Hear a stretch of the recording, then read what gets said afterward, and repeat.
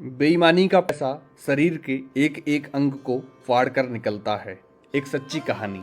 रमेश चंद्र शर्मा, जो पंजाब के एक शहर में एक मेडिकल स्टोर चलाते हैं, उन्होंने अपने जीवन का एक पृष्ठ खोलकर सुनाया। रमेश जी बताते हैं कि मेरा मेडिकल स्टोर बहुत अच्छी तरह से चलता था और मेरी आर्थिक स्थिति भी बहुत अच्छी थी। अपनी कमाई से मैं जमीन और कुछ प्लाट खरीदे।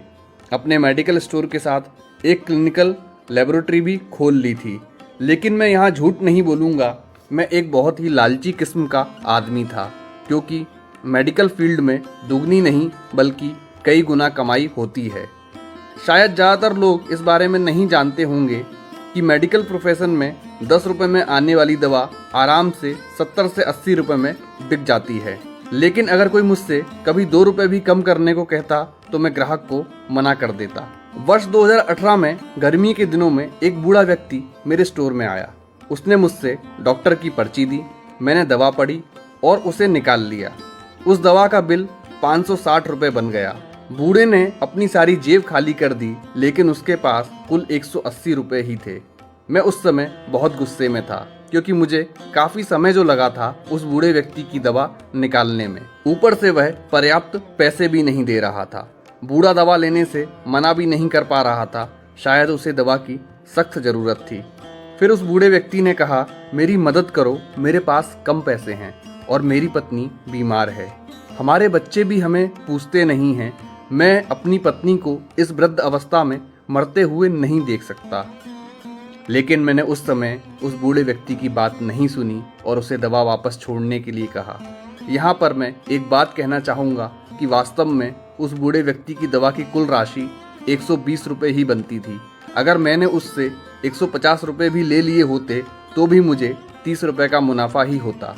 लेकिन मेरे लालच ने उस बूढ़े लाचार व्यक्ति को भी नहीं छोड़ा। फिर मेरी दुकान पर खड़े एक दूसरे ग्राहक ने अपनी जेब से पैसे निकाले और उस बूढ़े आदमी के लिए दवा खरीदी। लेकिन इसका भी मुझ पर कोई असर नहीं हुआ। मैंने पैसे लिए और बूढ़े को दवाई दे दी। समय बीतता गया और वर्ष 2009 आ गया। मेरे इकलौते बेटे को ब्रेन ट्यूमर हो गया।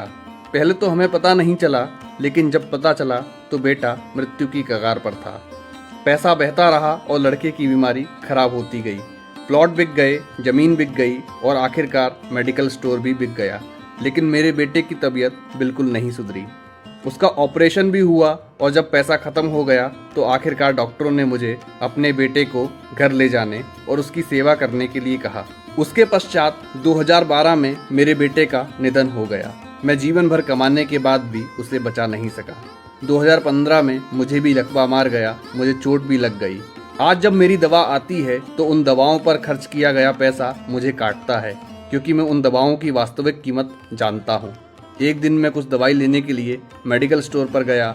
100 रुपये का इंजेक्शन मुझे 700 रुपये में दिया गया, लेकिन उस समय मेरी जेब में 500 ही रुपये थे और इंजेक्शन के बिना ही मुझे मेडिकल स्टोर से वापस आना पड़ा।